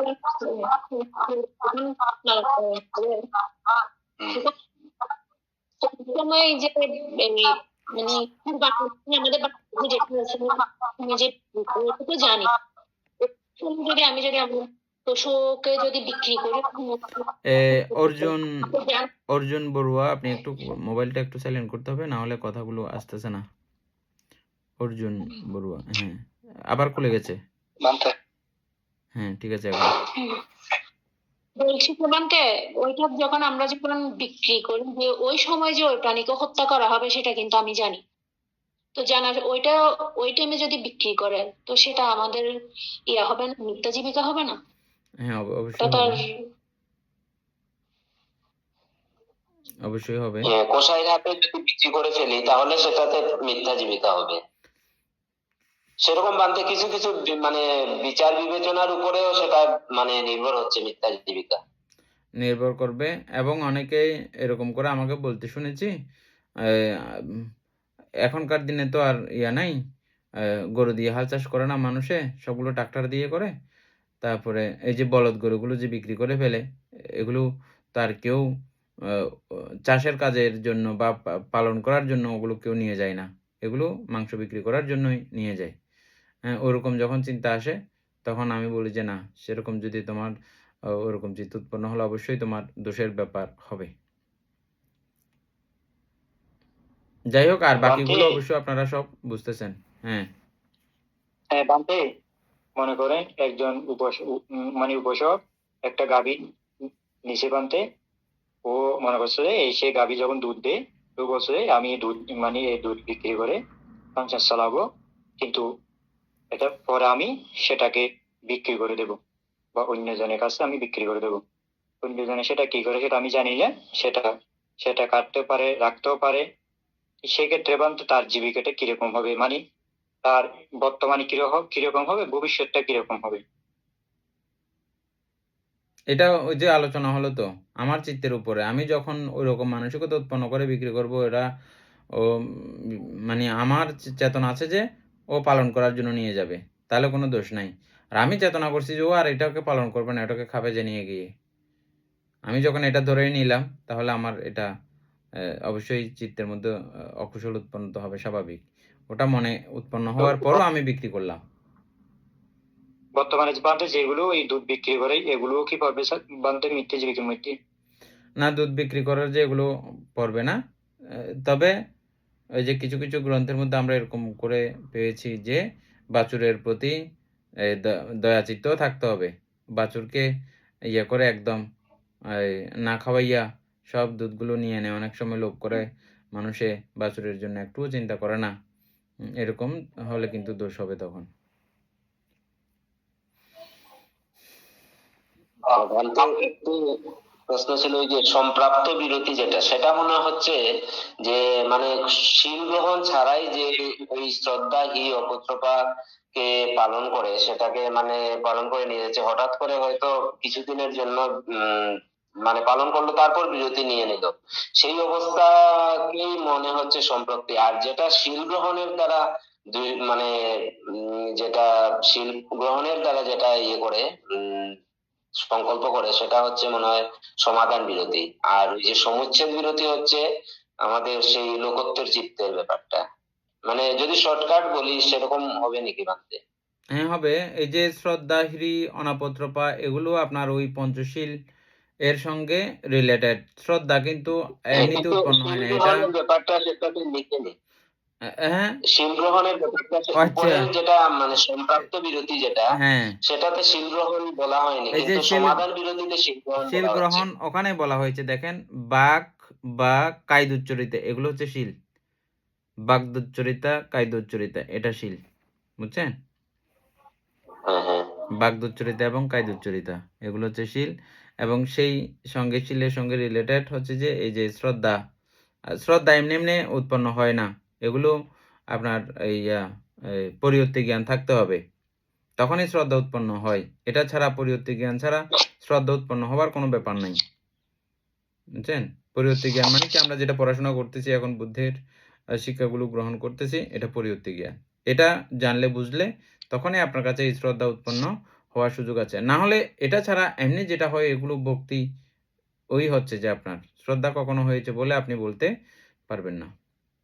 পরিবর্তন সেটা একটু দুর্বল থাকবে মনে হচ্ছে ভান্তে, সম্প্রাপ্ত বিরতি যেটা সমাধান বিরতি থেকে একটু দুর্বল। এই সম্প্রাপ্ত বিরতি হচ্ছে যে আপনি গুরুভান্তেদের থেকে শুনে শীল গ্রহণ করার মাধ্যমে যখন এই যে অষ্টশীল নিয়েছেন আপনি, যতক্ষণ আপনি অষ্টশীল রক্ষা করেছেন ততক্ষণ পর্যন্ত ওই বিষয়গুলো আপনি বিরত। যতক্ষণ পর্যন্ত আপনি শ্রমণ অবস্থায় দীক্ষিত ছিলেন ততক্ষণ পর্যন্ত ওগুলো আপনি করেন নাই। আবার এগুলো বাদ দিয়ে নর্মাল পঞ্চশীলের জীবনযাপন। ভিক্ষু ছিলেন যতদিন ততদিন ভিক্ষুশীলের সমস্তগুলো পালন করেছেন। এটা বাদ দিয়ে আবার আপনি গৃহস্থ হয়ে গেছেন, গৃহস্থ জীবন লাইফ আপনি যাপন করতেছেন। বুঝছেন? এটা হচ্ছে যে ওই সম্প্রাপ্ত বিরতি। যতক্ষণ পর্যন্ত ওটা ছিল সেভাবে ততক্ষণ পর্যন্ত। আর সমাধান হচ্ছে যে সমাধান বিরতি, সমাধান হচ্ছে সমাধান যে বিরতিও সেম। সেইমই এক দৃষ্টিকোণ থেকে সেম বলতে যখন তিনি প্রথম ধ্যান থেকে অষ্টসমাপত্তি পর্যন্ত ওই ধ্যান ও চিত্তগুলোতে সমাসীন থাকেন ততক্ষণ এগুলো উৎপন্ন হয়ই না। যখন এই ধ্যান থেকে উঠেন তখন আবার তিনি স্বাভাবিক আগে যেগুলোতে তিনি জানতেন বুঝতেন এগুলোই করবেন। হ্যাঁ, এগুলোর যথাযথতা না জানলে। আর যখন শ্রোতাপত্তি মার্গলাভী হয় তিনি তো একদম পাকাপোক্তভাবে বুঝে গেছেন এটা করলে এটার ভয়ঙ্করতা এটা ওনাকে মানে ফরান গেলেও আর করাইতে পারবেন না। জীবনান্তেও যে চিত্তগুলো উৎপন্ন হয় না, যেগুলো আমাদের বিশুদ্ধাচার যেগুলো বলেছেন, হ্যাঁ, বিশুদ্ধাচার আমি অনুরোধ করব আপনাকে যে কালকে শ্রোতাপত্তি মার্গলাভীর কাছে কোন চিত্ত উৎপন্ন আর হয় না এগুলো একটু আলাদা করে চার্ট দিলে আমরা সকলে শিখতে পারবো। আমাদের খুব ভালো লাগবে। আপনার যদি সময় থাকে আমাদের সকলের প্রতি দয়া করে আপনি একটু এগুলো লিখে ফেলবেন। খাতায় লিখলেও হবে। কালকেও আপনাকে কিছু লেখার জন্য দিয়েছিলাম, হয়তো সময় পাননি। এগুলো একটু প্রশ্নগুলো করে রাখেন। সক্রিয়তাগামী মার্গলাভীর কাছে কোন চিত্ত উৎপন্ন হয় না? আচ্ছা, আগে বাদে আমি শ্রোতাপন্নের গুলো বলে দিচ্ছি, এখানেই বলে দিচ্ছি যেগুলো দৃষ্টি সম্প্রযুক্ত যে 4টা চিত্ত আছে, এই লুভমূলক চিত্তে এই যে সমনস্যে 2টা এবং উপেক্ষা 2টা এগুলো দৃষ্টি সম্প্রযুক্ত বলবেন ঠিক আছে এখন, কিন্তু বললেও এগুলো আমি মনে করতেছি যে এটা আমাদের দীর্ঘ সময় মনে রাখার একটা বিষয় আছে। সেজন্য এটা লেখা থাকলে আমাদের উপাসিকা অমিতা বড়ুয়ারা এগুলো একটু চার্ট করে নেবে। হ্যাঁ, তা চার্ট করে নিলে কি হবে, তারা ভবিষ্যতে এই যে এখানে যারা পড়তেছে আমি বিশ্বাস করি, আশা করি যে প্রত্যেকেই ছোট ছোট করে হলেও এরকম ক্লাস ব্যবস্থা অবশ্যই করবেন। নিজেদের মধ্যে নিজের নাতিপুতিকে, হ্যাঁ, অথবা নিজের খুব কাছের জন, খুব প্রিয়জন যারা আছে তাদেরকেও তো ভালো রাখা, তাদেরকে এগুলো জানাতে। আমরা কোনো কিছু ভালো একটা জিনিস খেলে যেমন আমাদের প্রিয়জনকে খাওয়াই না, এটাও ঠিক এমন। এটা ওরা যদি সুন্দর করে জানে তখন এটা তাদের জ্ঞাতিকুলকে এভাবে জানাইতে পারবে। সেজন্য আমি চাই যে এখানে প্রত্যেকেই সেভাবে গড়ে উঠুক। প্রত্যেকটা উপাসক উপাসিকা যেন সেভাবে গড়ে উঠে, অন্যজনকেও যেন এটা দিতে পারে। সেজন্য আপনি অনুগ্রহপূর্বক এগুলো একটু লিখিত থাকলে আমাদের সকলের জন্য মঙ্গল হবে। প্রয়োজনে আপনি ভাগ করে দেন। আজকে আচ্ছা বাদে আমি যে কালকে যে 4টা দিয়েছি এই যে সুমন চতুর্দশীকে, ওইগুলো কি সবাই বুঝছে? শোভন চতুর্দশীকের চার্ট, এই যে আপনার 59টি শোভন চতুর্দশী যে যুক্ত হয়, এই যে 19 প্রকার শোভন চতুর্দশী যে 59 প্রকার চিত্তে যে যুক্ত হয়, যে একটা চার্ট দিয়েছি, ওইগুলো কি সবাই বুঝেছে নাকি?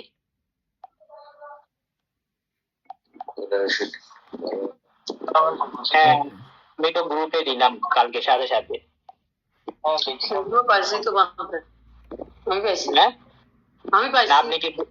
আপনি তো পেয়েছেন, বুঝলাম। আপনি কি বুঝেছেন নাকি?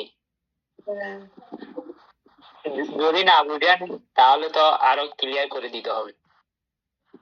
এগুলো একটু আলোচনা করলে ভালো হয় আর কি। কোনগুলো তো আগে আলোচনা করেছেন তো। আচ্ছা, শোভন চিত্তের চার্টগুলো শুধু শোভন চিত্ত না চৈতসিক? হ্যাঁ বাদে এই যে ওই যে আমাদের কায়রিজু তারপর যে লাইনটা লেখা আছে, সব দাদি 19 প্রকার সুবন চতুর্দশী হুম 59টি সুবন চিত্তে সংযুক্ত হয়, হুম এই জন্য ইহারা সুবন সাধারণ চৈতসিক। তো আপনি আমাকে বলছেন যে এই চিত্ত, এই যে 59টি চিত্ত, যে 19 প্রকার সুবন চৈতসিক যে 59টি চিত্তে যুক্ত হয়, একটা চার্ট দেওয়ার জন্য। তো এটা আমি তো সাথে সাথে কালকে দিয়ে দিয়েছি গ্রুপে। ও ওইটা কি বুঝেছে নাকি? এনি এটা কালকে দেখবা অমিতা বড়ুয়া, কালকে এগুলো একটু দেখবেন আপনি, আজকে এগুলো দেখে ফেলবেন, দেখে আবার এখানে কমেন্ট করবেন বুঝছেন কি না। যদি না বুঝে থাকেন এগুলো আমরা আবার পুনরায় কালকে আলোচনা করে নেব, ঠিক আছে। শিল্পী বড়ুয়া, দীপেন বাবু, এগুলো একটু দেখে নেবেন আপনি, হ্যাঁ। বলতে এগুলো আলোচনা করলে ভালো হবে সবার জন্য আর কি। ও ঠিক আছে, আমরা কালকে আলোচনা করব। আগে কয়েকজন বুঝছে কিনা দেখি।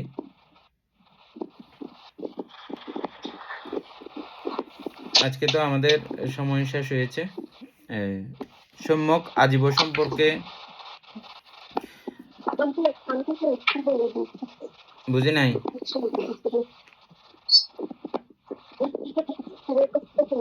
একটু করে করেন, ইন্দিরা বড়ুয়া একটু মিউট করেন। হ্যাঁ বলো।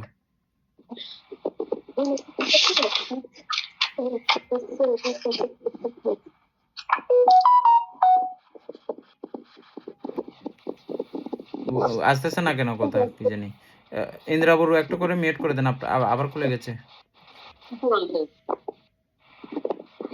হয় নাই? হ্যাঁ হয়েছে এখন। হ্যাঁ বোঝা যাচ্ছে? এখন ক্লিয়ার হয়ে গেছে। হ্যাঁ, তারপরে ওই যে 59 সুবন চিত্ত হচ্ছে যে অর্থাৎ 89 প্রকার চিত্ত থেকে 12 প্রকার অকুশল চিত্তবাদ, তারপরে ওই অষ্টবিধ সপ্তবিধ অহেতুক যে বিপাক চিত্ত আছে ওগুলা বাদ যাবে। তারপরে হচ্ছে যে এই অষ্টবিধ যে অহেতুক বিপাক আছে এটাও বাদ যাবে। তারপরে ত্রিবিধ অহেতুক ক্রিয়া চিত্ত যেগুলো আছে ওগুলো বাদ যাবে। এগুলা বাদ দিয়ে 59। ঠিক আছে মানতে এটা? হ্যাঁ ঠিক আছে। ওইগুলা যেগুলো বাদ যাবার বাদ না দিয়ে না শুনেন, ওখানে আবার আমার পঞ্চম ধ্যান গুলো বাদ যাবে, বুঝছেন? আচ্ছা আচ্ছা আচ্ছা হ্যাঁ, আপনি যে বলছেন ওইটা ঠিক আছে। হ্যাঁ ঠিক আছে ঠিক আছে রাইট। ওই চিত্তগুলো এখন তো ঠিক আছে, এটা আমরা সাংকেতিক ভাবে বললাম। এগুলো লেখা থাকলে প্রত্যেকটা এতটা চিত্ত আছে এই চৈতসিকের সঙ্গে সংযুক্ত, এই চৈতসিক এতটা চিত্তের সঙ্গে এগুলো হয়। এগুলো আমাদের বানানোর আগে থেকে ইচ্ছে ছিল, কিন্তু ক্লাস বেশি দেরি হয়ে যাবে বিধায় আমরা অতটুকুও ইয়াতে যাই নাই। আমাদের ইচ্ছা আছে যে মানে 1 বছরের মধ্যে আমরা যাতে ক্লাসটা শেষ করতে পারি, সেজন্যই আসলে করতেছি না, মানে বেশি দীর্ঘায়িত করতেছি না আর কি। যাই হোক, আজকের মতো আমরা এখানে উপায়টিকে যেগুলো বলছেন ওগুলো ঠিক আছে। হ্যাঁ, তারপরে বান্তে হ্যাঁ আরেকটা জানতে চাচ্ছি যে ভান্তে বললো যে শ্রোতাপত্তি মার্গলাবির থেকে প্রথম 4টা চিত্ত, হ্যাঁ এবং আর হচ্ছে যে এবং 5টা। হ্যাঁ 5টা। তারপরে আর সক্রিয়তাগামীর থেকে সক্রিয়তাগামীর এই যে মূলক চিত্তগুলো কিনে হবে যে মানে ওইটার প্রভাবটা কমে যায়, কিন্তু ওইগুলো থাকে, বুঝছেন? মানে ওইটা যে শক্তিশালী যে দেশ চিত্তগুলো মানে দুর্বল হয়ে যায়, ওইগুলো মানে চিত্তে উৎপন্ন হলে উনি ওইগুলো কন্ট্রোল করে ফেলেন।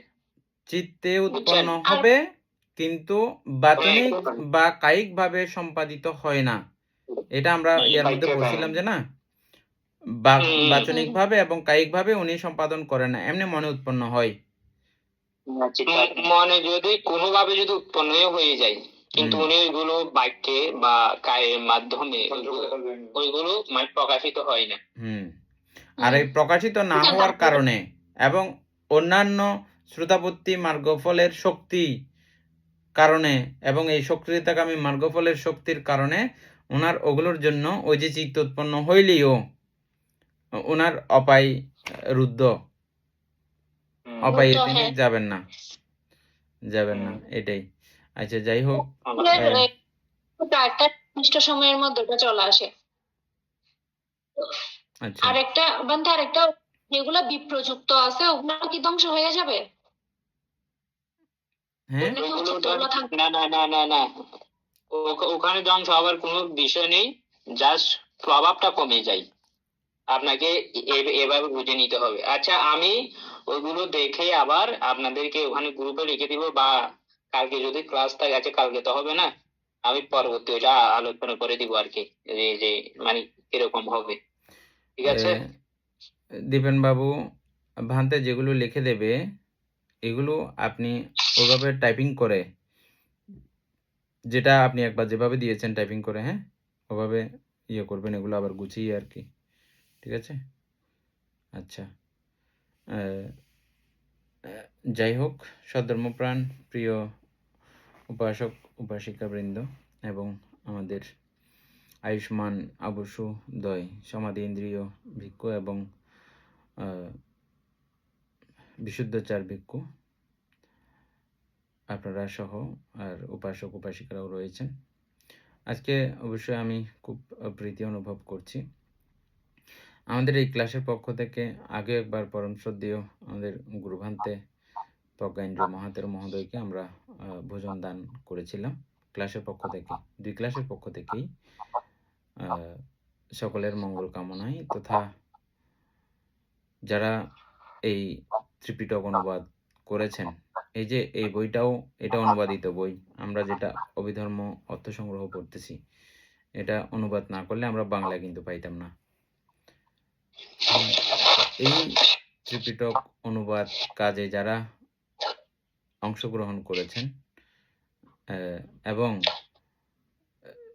যারা আমাদের গুরু আচার্য আছে, সকলের সর্ববিধ জয়মঙ্গল কামনায়, ত্রিপিটক অনুবাদক, ত্রিপিটক প্রকাশক সকলের জয়মঙ্গল কামনায় আজকে আমরা সঙ্গদান এবং ধর্মদান জ্ঞাতি ভোজন অনুষ্ঠান, এটা আমাদের রুমা সিংহ এদের বাড়িতে, অর্থাৎ আনন্দরত্ন ভিক্ষুদের গৃহী বাড়িতে এটা সম্পাদিত হয়েছে।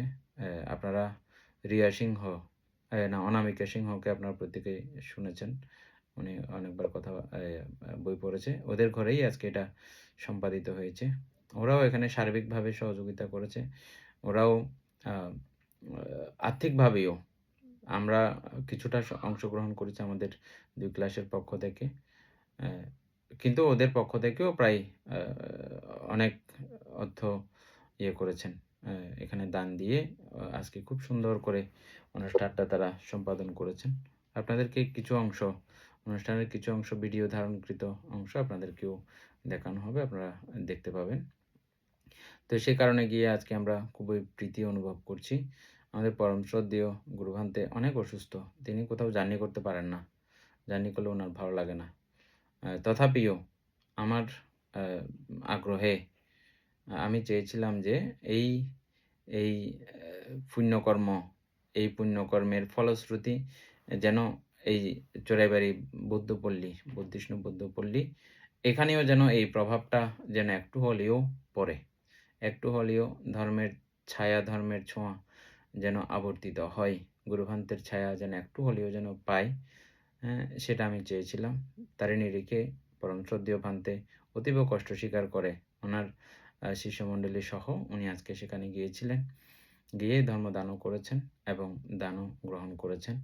হ্যাঁ, এবং আমাদের ফ্রান্সের ক্লাসের পক্ষ থেকেও সেখানে একটা তোরণ নির্মাণের কিছু সহযোগিতা, পুরোটা না, কিছু সহযোগিতা আমরা সেখানে করেছি। এটার জন্য আজকে খুবই প্রীতি অনুভব করছি, সেজন্য আমাদের পরম শ্রদ্ধেয় গুরুভান্তেকেও কৃতজ্ঞতা জ্ঞাপন করছি, বন্দনা জ্ঞাপন করছি, এবং আবশ্যদয় ওখানে কষ্ট করে গেছেন, আপনাদেরকেও ধন্যবাদ কৃতজ্ঞতা জ্ঞাপন করছি। যারা যারা এখানে দানে সম্পৃক্ত হয়েছেন তাদেরকেও আমাদের এই অনুষ্ঠানের পক্ষ থেকে তথা সকলের পক্ষ থেকে ধন্যবাদ কৃতজ্ঞতা জ্ঞাপন করছি।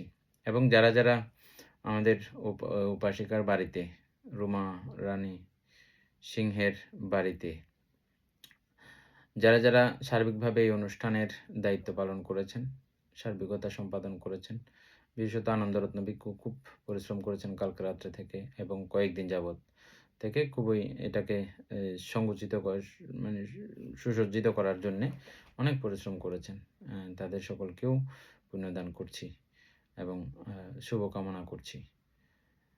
এতক্ষণ যাবৎ আমরা অভিধর্ম চর্চা করে যে পুণ্যরাশি অর্জিত হয়েছে, সেই পুণ্যরাশি অনন্ত চক্রলবাসী সত্যগণকে দান করছি, গুরুভান্তেদিগকে দান করছি, মাতা পিতাগণকে দান করছি এবং যারা আমাকে প্রতিনিয়ত চারিপ্রত্যয়াদি দান করেন তাদেরকেও এই পুণ্যরাশি দান করছি। এবং এবারে যে আপনারা আমাকে গতদিনে দান দিয়েছেন, যাদের উদ্যোগে, এটা প্রত্যেকটা কিছুর মধ্যে একটা উদ্যোগ থাকে, একজনের বা দুজনের এরকম উদ্যোগ থাকে, যারা উদ্যোগ গ্রহণ করেছেন সেই উদ্যোগী হয়ে আপনারা প্রত্যেকেই এই দান কার্যে এগিয়ে এসছেন। সেই উদ্যোক্তাদেরকেও স্পেশালি ধন্যবাদ এবং কৃতজ্ঞতা জানাই। আমাদের সেটা করা উচিত। নেতৃত্ব না থাকলে, এরকম নেতৃত্বস্থানীয় মানুষ না থাকলে একটা সমাজকে চিহ্নিত করাও যায় না, ওই সমাজে আছে এটা বলাও যায় না, বোঝাও যায় না। সেজন্য নেতৃত্বকে সবাই সম্মান করা দরকার। তাদেরকেও আজকের এই দিনে আমি স্মরণ করছি এবং পুণ্য নিবেদন করছি। সকলের সর্ববিধ জয়মঙ্গল কামনা করে এবং এই পুণ্যে যেন আমাদের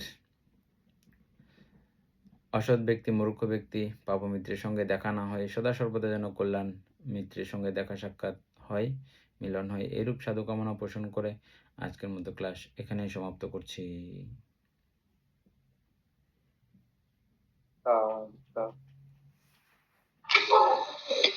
প্রকাশ